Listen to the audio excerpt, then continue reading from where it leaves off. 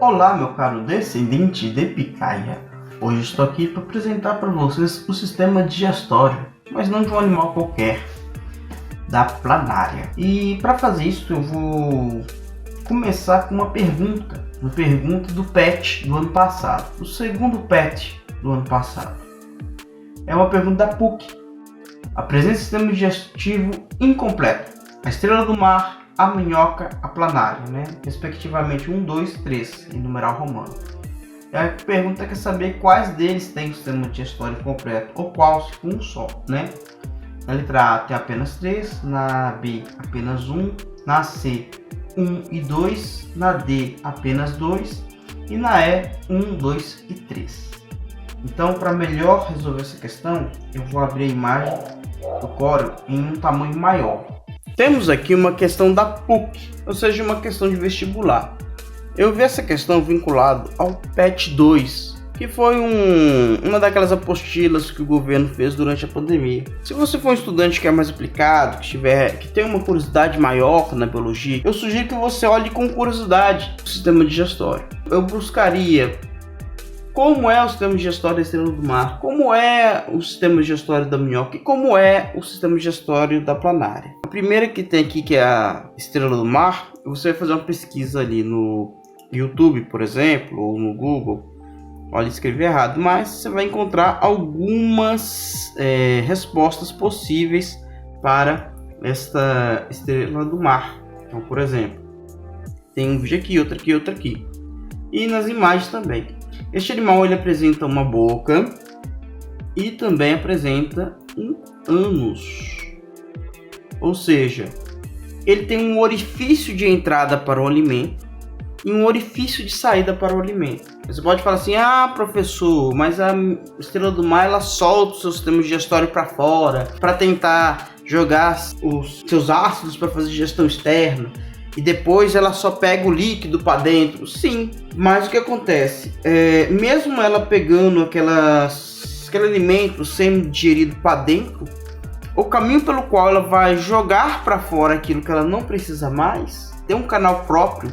Então, no caso, quando nós temos um orifício de entrada e um de saída, nós dizemos que este animal tem um sistema digestório completo.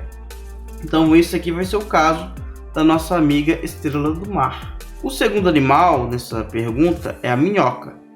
Então, você vai fazer novamente a pesquisa, né? Sistema digestório da minhoca. Ou no YouTube, ou no Google, ou seja lá onde for.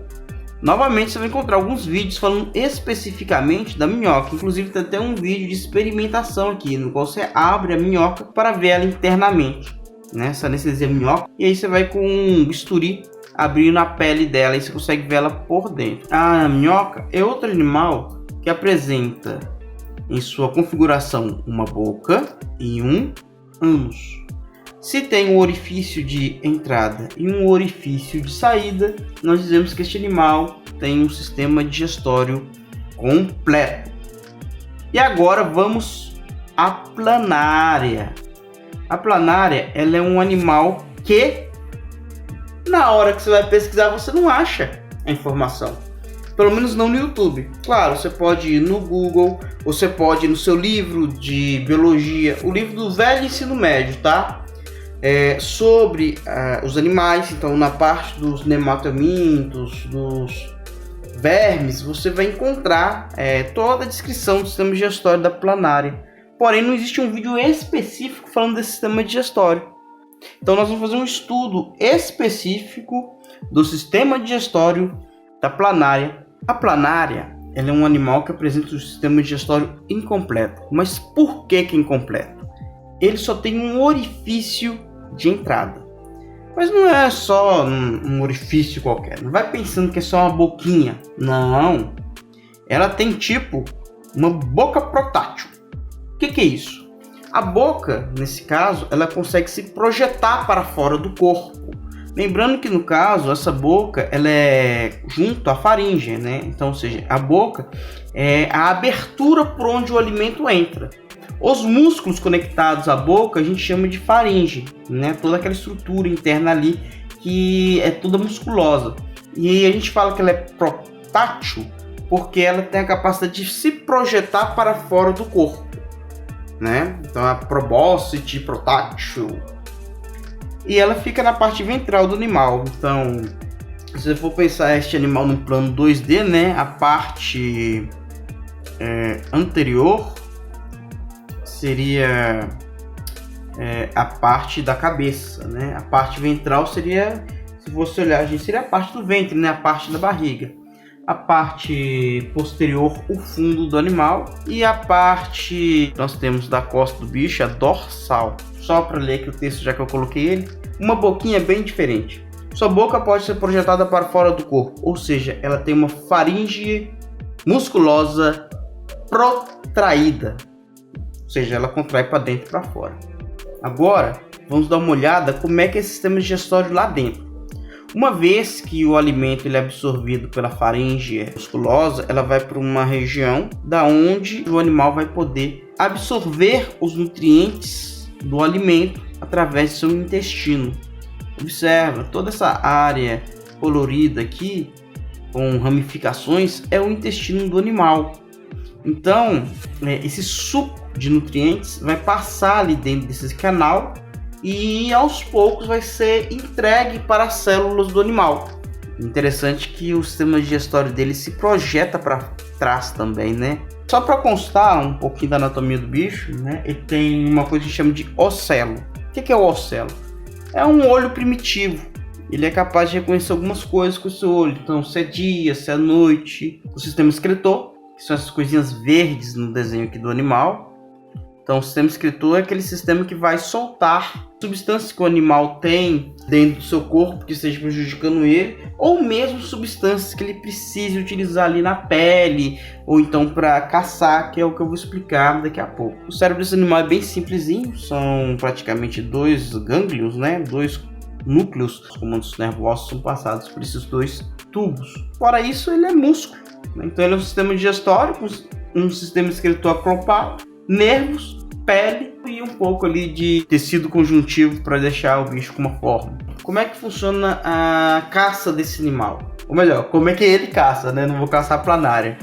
Esse animal, ele é um predador. Ele vai se alimentar de animais também de corpo mole, geralmente. E como é que ele faz? Lembra que eu falei do sistema excretor? Junto ali do sistema excretor, ele pode soltar muitas substâncias que vão funcionar como uma espécie de cola, que vai deixar o animal imobilizado. Ele pode também anestesiar o animal. Ele pode também começar uma digestão com esse suco químico que ele joga no animal. E depois ele vai usar aquela faringe dele para empurrar a boca para fora, e ali vai começar a puxar o alimento para dentro do seu corpo.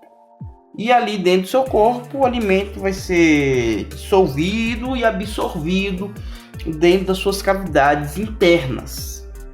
É aquilo que ele não conseguir absorver e dissolver, ele cospe para fora. O mesmo canal que serve para colocar o alimento para dentro também serve para colocar o resto do alimento, né, as fezes, o que sobra do alimento que não é utilizado, para fora. É o único caminho que este animal tem. Por fim, mentira, que nós estamos no metade do vídeo, mas antes eu gostaria então de fazer um pedido para você, para deixar um like aqui neste vídeo, lembrar disso. E esse vídeo ele está dentro da promoção da COS Criador 6. Claro, se você estiver na COS TV, se você estiver no YouTube, na Odyssey, aí a conversa é outra. Mas se você tiver uma conta na COS TV, dá um pulinho aqui para mim e dê um like neste vídeo, porque nós estamos participando da promoção COS Criador 6 no time EduCOS. Então tá eu, Bioprimal, Biologia e tal, Professor Romildo Neto, e conhecimento nunca é demais. Nós 4 juntos precisamos alcançar 500 likes, contando ali o vídeo da semana aí que a gente tiver mais likes de cada um, e esses 4 vídeos juntos tem que dar os 500 likes. Então eu peço que vocês deem um pulo nesses canais e deixem lá um like também. Lembrando que os melhores comentários em qualquer um dos vídeos dessa promoção vai estar recebendo meu like de retribuição. O Romildo Neto é um canal de matemática, conhecimento nunca é demais, é um canal relacionado também à educação. Ele é um pouco mais generalista, mas ele também tem muita coisa de matemática lá também. E os 2 da biologia, que é o Bioprimal e o Biologia e tal. Tanto eu e o Biologia e tal estamos aproveitando esse momento, dá para fazer um pequeno crossover. vocês vão dar um pulo lá no Biologia e tal para estudar um pouquinho mais de nematomintos. Ele está trabalhando esses animais lá e os plateumintos também. Então lá vai ser um complemento sobre todos esses assuntos do verme. Na verdade, meu vídeo estaria mais para um complemento. Ele trabalhou de uma forma mais minuciosa todos esses assuntos. Deem um pulo lá no Biologia e tal e vão estudar esta matéria interessantíssima aí sobre os vermes. Então agora vamos resolver a questão de uma vez. Após todo esse estudo, nós concluímos que a planária é o animal que tem o sistema digestório incompleto. É o número 3, e a única questão que a gente tem para marcar é a letra A, ou seja, apenas o 3. Vamos resolver mais algumas questões aqui só para fechar de vez o assunto. Aqui eu coloquei uma questão da FATEC SP 2007. Provavelmente uma questão de vestibular. As planárias são vermes acelomados, pequenos, achatados dorso-ventralmente. Apresentam um tubo digestório com inúmeras ramificações. O tamanho e a forma das planárias estão diretamente relacionados. Aí nós temos A, B, C, D, E. Essa questão, quando eu fui fazer ela, me fez pensar um pouco. Eu já costumo falar isso com os meus alunos. A gente tem que se ater primeiro ao que o texto afirma. Então nós temos afirmações aqui. Um animal dorso, ventralmente achatado, tubo digestório com inúmeras ramificações. Isso aqui é uma afirmação. E por fim vem a pergunta, né? O que faz a forma e o tamanho da planária ser assim? O que faz esse animal ser dessa forma? Achatado, pequeno. E muitas vezes o aluno ele começa a querer colocar informações dentro da questão. Então esse é o erro mais comum que a gente tem em questão. Então o aluno começa a inventar coisas que não existem. Atenha-se primeiro à questão. Depois, analise cada opção. Nem sempre a resposta que você quer é a resposta correta ou a errada. Às vezes você quer a resposta mais coerente. Na letra A capacidade regenerativa de seu mesênquima. Então você vai pensar assim, meu Deus do céu, é um conhecimento muito específico aqui, eu não sei o que é mesênquima. Calma, não vá jogar a questão aqui só porque você não conhece uma palavra. As planárias elas são conhecidas por ter um alto poder de regeneração, e eu vou comentar mais um pouco disso lá na frente. Se você está com uma dúvida porque você não conhece a palavra mesênquima, que no caso ali seria as partes internas do animal, né? O meio do termo, meso, meio. Aqui eu dei um cortela agora, meso, que vem lá do meio, né? Tem relacionado ali com o interior do animal. Se você não sabe o nome, não se desespere. Vai analisando as outras questões, porque quando der fé, você encontra algo mais coerente. Vamos ver a letra B. Sistema nervoso ganglionar ventral.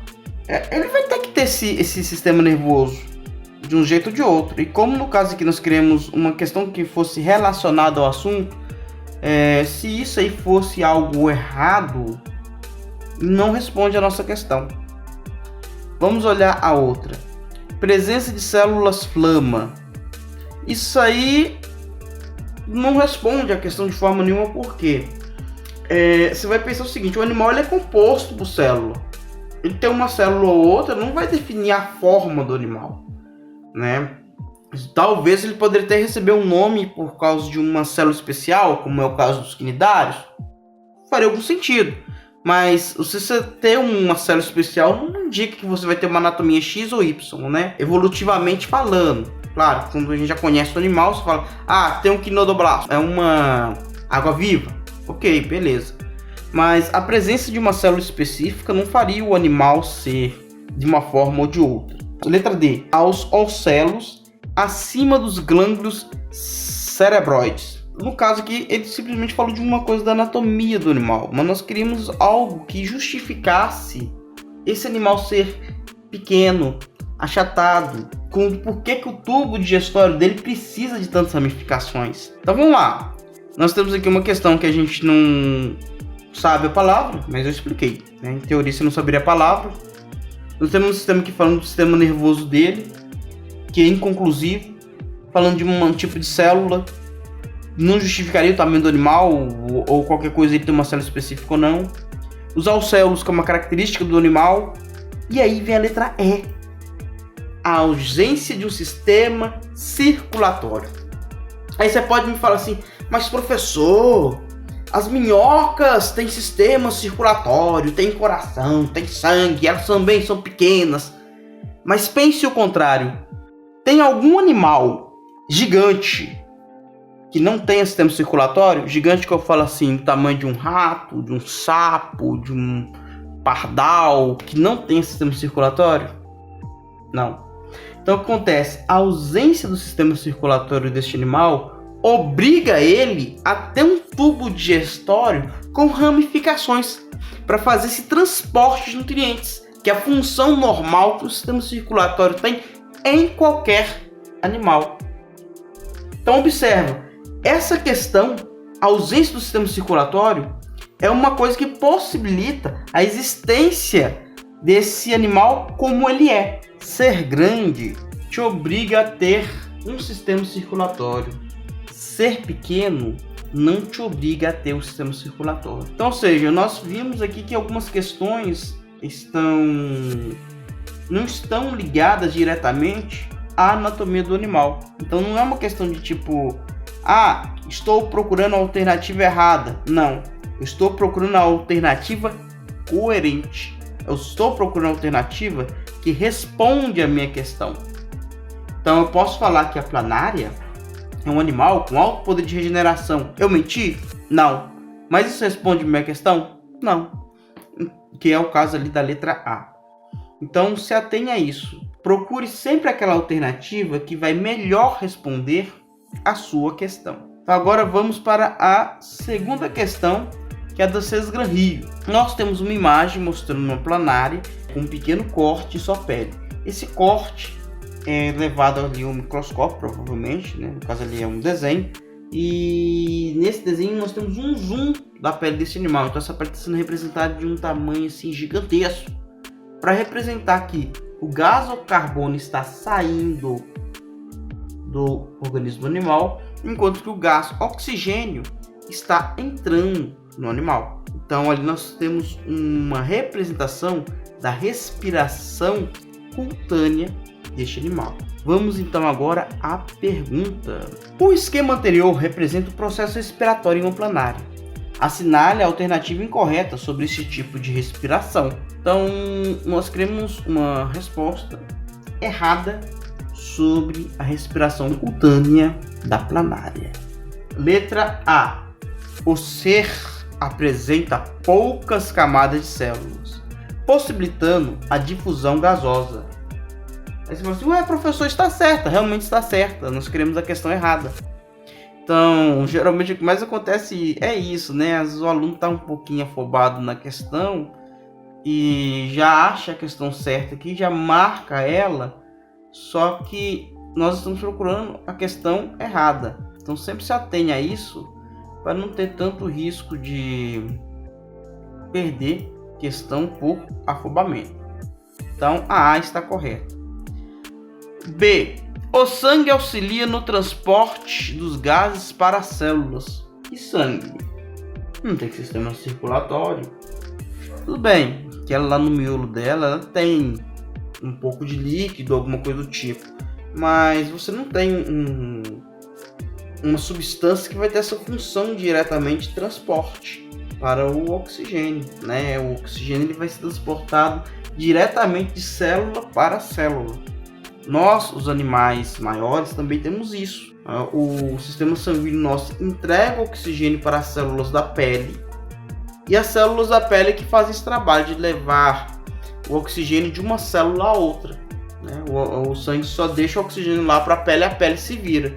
Outros órgãos funcionam diferentes, mas aqui eu estou falando especificamente no caso da pele. Até porque a função da pele ali é proteger o organismo. Então o sistema circulatório tem que ficar abaixo da pele para evitar contato com o meio externo. Então a letra B ela é uma questão que sim está incorreta. Então essa questão provavelmente é a questão que nós queremos marcar. Mas como você está no papel de aluno, você tem que procurar sim estudar as questões. Então vamos ler a C, a D e a E, para que a gente possa ter mais conhecimento e ter certeza do que a gente está fazendo, quando a gente vai ter uma questão mais errada, mais incorreta, né? A difusão célula a célula possibilita aporte de oxigênio a todas as células.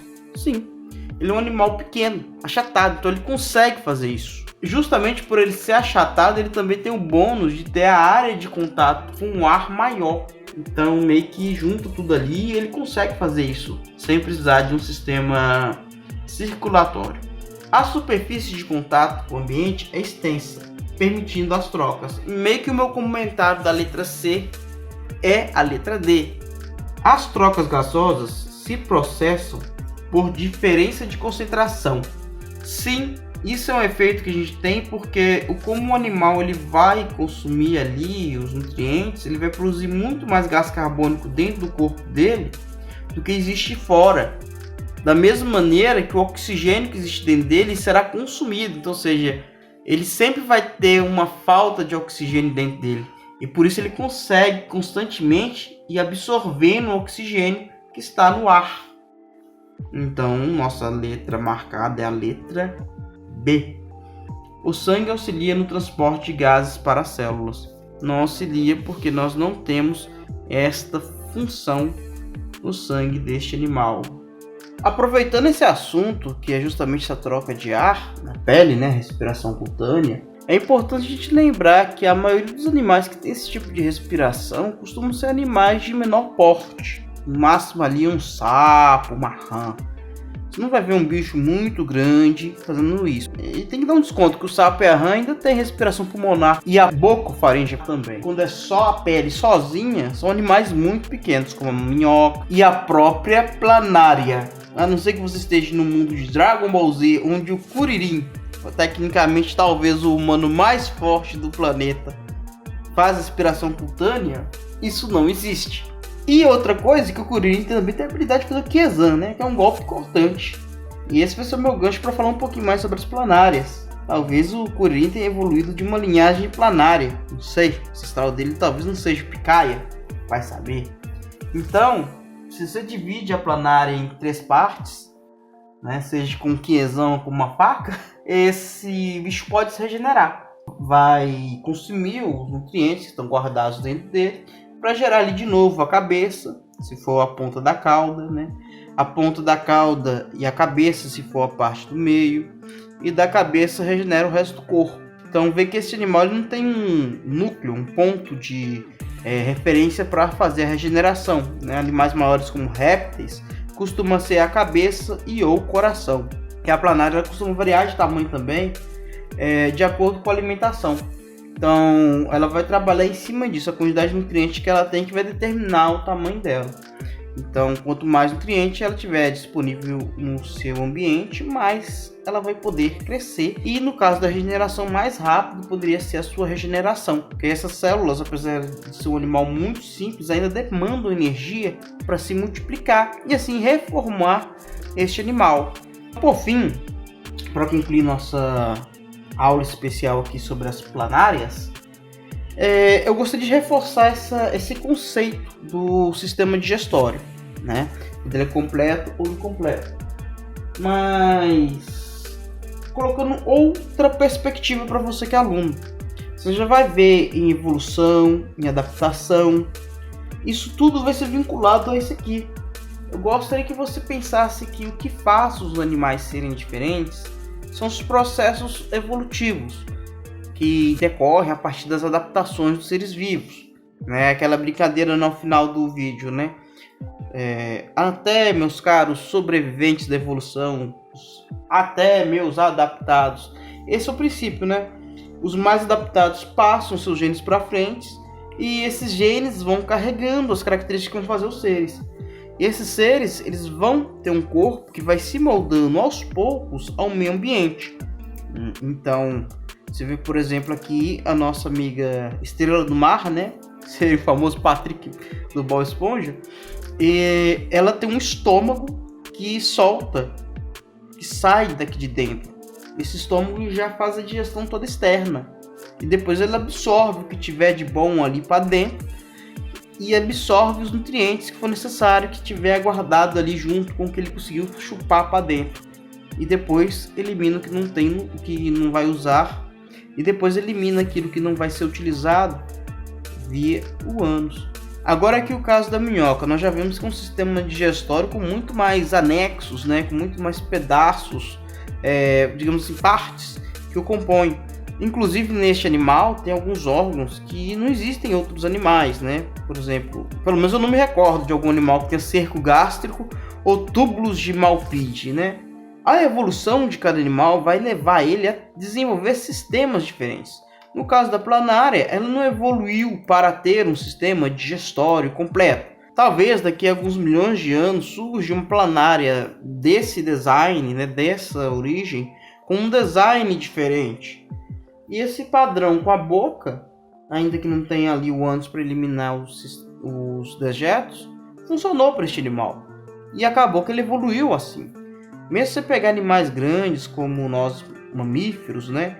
No caso aqui um ser humano que eu usei de referência aqui, você vai encontrar muita diferença entre mamíferos, né? Então o sistema digestório de vacas tem mais espaços estomacais. Sistemas digestórios de animais do grupo do cavalo, das renas, dos veados também tem um sistema digestório diferenciado, mas no caso deles é o intestino, que são maiores. Então você vai ver o nosso caso, né? Nós somos onívoros, temos um sistema digestório meio termo, enquanto os carnívoros têm um sistema digestório que não tem tanto intestino.